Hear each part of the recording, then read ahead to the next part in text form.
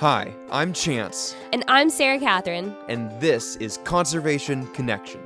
We run a wildlife education nonprofit focused on connecting students to their environment. Each week here on Conservation Connection, we do just that by introducing you to the groundbreaking science and conservation work that's happening every day around the country. We talk to professionals in the world of conservation science and wildlife management and ask them about their career, their current projects, their wild and crazy stories from the field, and everything in between. Join us each week to discover just how these dedicated people are working to protect our planet.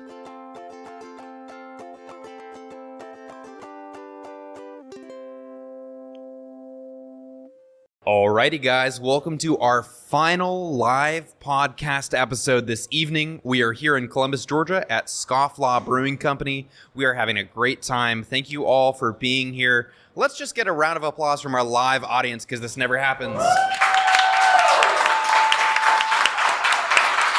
You get louder every time. It's great. I mean, it's like the night goes on and people are having more fun, which is kind of the point. We're at a brewery, so. We're at a brewery. I mean, how could it go wrong? Right? Exactly. Okay, so if you've been listening up to this point, you know Miss Sara Tash, who is fantastic. She just talked to us about pollinators, and now we're going for something completely different. We are going to be talking about what? We are talking about our shoal lily here in our southern rivers. So what are shoal lilies? Let's start there. Yeah. So our shoal lily here on the Chattahoochee and the Flint is the Hydroelectric coronaria, which is one of 70 different species types of shoal lilies within the world. But our lovely shoal lily only lives in this tiny belt on the southern states within Georgia, Alabama, and South Carolina. And it is a known to be endangered species, although it is not listed on the Federal Register. All right, well, that's its own thing. Exactly. I have lots of questions. I want 90 seconds on what is the difference between something that is known to be endangered versus something that is listed on the endangered species register? Sure. So up until about 1996, the Fish and Wildlife Service had two categories of endangered species. One was one that we had enough data to support the endangered status. And the other one was we knew it to be endangered. Communities around it noticed a decline, but we didn't have the data to back it up. And in 1996, the Federal Register deleted the category 2, which is the known to be endangered but not enough data. And our Hydroelectric coronaria was on that category 2, so it fell off the Federal Register for federal protection of an endangered species. It's hard because it's a legal distinction, right? It provides it certain protections. You can't develop land where you find it, yada, yada, yada. But nature doesn't follow our neat little boxes that we put things in, right? We were just talking with Dr. Keller about, what is a species? Like we as humans want to be like, that's one species, that's a different species, and that's a different species.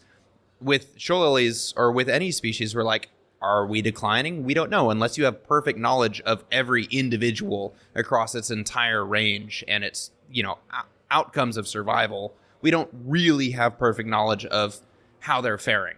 So this idea that we don't have enough data to list it federally as an endangered species is kind of a huge problem because, we need more data, right? We need so much data. And if you think of all the species that we talk about, we know they're in decline. Education institutions or people that spearhead efforts to restore things like our native shoal lily, we know that the populations are getting smaller and smaller, but there hasn't been any data for us to hand over and say, here's what we know, and we know that they're declining. We need federal protection. And I think that species list is longer than we realize it is, which is why we're probably going to lose a lot more species before we even realize that they're in decline. Yep, absolutely. So let's get into an upbeat part, right? We're so worried about the shoal lilies. First off, what makes our native shoal lilies so cool? Why are they different from other flowers that we could find? That is the greatest list ever. I didn't really know much about this plant other than hearing about it in passing as I was starting grad school. It is a emergent macrophyte, so it's a river plant that grows up out of the water. The flower lives out of the water, and it is characterized by this round, large, white lily and these tepals, these long petals that come off of it, giving it its nickname, the spider shoal lily. And once you see it in person when it's blooming, it indelibly leaves like the largest impression on you. Growing up out of these rapids where nothing should be able to grow, and it's across these wide, beautiful stretches of river, and it changes you once you see it in person. And that's a really important point, that they're not they grow in a highly dynamic system, right? Like if we think about our Chattahoochee River, which is, 3 minutes from where we're sitting right now, the flow rate that we get, the cubic feet per second, it varies from 800 cubic feet per second to 40 or 50,000 cubic feet per second in a flood state. And that's in large part because we have a hydroelectric dam that's just north of where we're sitting. So it's this hugely changing system. What kind of challenges does that present for a plant that cannot move and is trying to grow in this sort of very specific environment? So the populations that we're seeing that are thriving are on sections of river where there isn't dam interference. So we are working hard to restore the shoal lily within our Chattahoochee River, but because of our hydroelectric dams, which empty large discharges of water within this area, it presents a whole new challenge to restoration efforts. But the populations that we see are thriving are on the Flint River here just outside of Georgia, which doesn't have a dam for over 227 miles. That is only one of 40 rivers in the continental United States that can hold that title. The Cahaba River in Alabama is another river that flows for over 200 miles uninterrupted. And that is another location of a shoal lily population that thrives pretty naturally. And there is also a population on the Catawba River in South Carolina that does have a dam, but it's almost 40 miles upstream of the population that lives there. So I think what we're noticing is that these populations that thrive naturally are thriving in areas where there is no mechanical or man-made interruption of discharge on that river. So you said there's 70 species of shoal lilies? Around the world. Okay. So do we see the struggles that our native shoal lilies are seeing here? Is that pretty common around the world, or are all the other shoal lilies doing just great? So they're very diverse in their habitats. Some are land dwelling, some are river dwelling. I think with the two species that we see more in the southern United States, which is the coronaria, our shoal lily, and the occidentalis, which is a shoal lily that's marked by a lighter bulb. So it travels downstream and can populate new areas, which gives it a completely unique identification over ours, which is a heavy bulb that sinks to the bottom of the river. They live in different habitats, so trying to compare how they survive and adapt is a little different than our water-dwelling shoal lilies. Yeah. So when we were talking before the episode, I got the sense that you are looking at a different population, the Flint River, that is not nearly as affected by human activities, in order to inform what we're doing here in the Chattahoochee to try to restore the species. Is that right? Absolutely. I think when we're looking at species that we're worried about being endangered, we have to understand how they live and where they live before we can institute any type of restoration. If we haphazardly place things where we think they should grow without understanding why they grow somewhere, it changes how you restore populations. So the Flint River, because there is no dam from where it originates in Atlanta under the airport all the way down to the Spreewell Dam, there's no interruption of flow there. And so they live out there naturally occurring, although diminishing. If we can understand how and where they have situated themselves, we might have a better understanding of where we need to replace our restorative efforts here on the Chattahoochee. And I know that we're working really hard with the River Conservancy and the Chattahoochee river keepers to get that population back to where we think they might have been maybe prior to dam intervention on that river. But it's important to know where they're thriving, right? I mean, Absolutely. Every restoration effort is like, we have X number of man hours or woman hours. We have X number of hours that we have to dedicate to this restoration effort. Literally, that looks like we have 15 people and 4 hours to get a boat into the water and plant these bulbs that we've grown from seed. Yeah.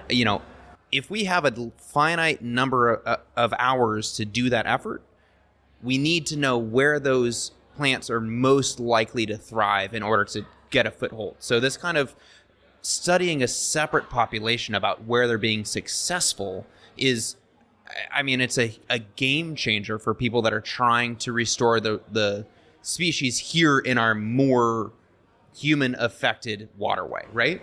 Absolutely. So I'm standing on the shoulders of people that have been trying to restore this population for a very long time, and the information that they have passed down to me has been invaluable in where I started this research. And people like Nearly Native Nurseries outside of Atlanta and the River Keepers and the River Conservancy have passed on so much information that they've already kind of figured out but have been unable to quantify, that we narrowed in on our Flint River population. And so we think that depth in that river is the variable that's going to be the most important. If that flower cannot raise up out of the water, it cannot pollinate.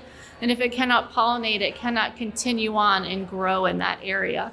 And so that's what we're really hoping to be able to pass on. And then the people that are trying to restore this incredible flower to these rivers will have a better understanding about how and where they should quantify their efforts within the Chattahoochee. Yep. So for people who want to do their part to help, to know what they can do to help protect these shoal lilies, is there anything that people can do? Or is it kind of just like a watch and wait, see what the experts do? No, in the past there have been coordinated planting seasons here on the Chattahoochee with the River Conservancy and the River Keepers, the Chattahoochee. Also, the Flint River Keepers do a kayaking viewing of these populations during their blooming period, which is very limited from May to June. You can ride down the river and they'll take you down and you can view these incredible flowers as they rise up out of the rivers. But they also do planting seasons here with Nearly Native Nurseries, where they coordinate the bulbs that they have grown up near Atlanta and they try and transplant them here. So getting involved with those nonprofits and the work that they do on our rivers is very important. So one thing, if you guys are listening, you can scroll down to the show notes. I'm going to drop a link so you can go straight from listening to learning more, perhaps getting involved. Another thing, Sarah Catherine, we're going to do that. That sounds incredible. Yes. I knew when you looked at me when she was telling that story. It's my favorite That thing we about this would be doing podcast that. is that we just hear about all the fun things that we should be doing. We're like, we should do that. Awesome. Well, thank you so much for joining us once again tonight to talk about your all of your work and all of your studies. Thank you so much. And I'm sure we will interview you again in the near future. I would love that. Last but not least, thank you, our live audience, for participating in this event.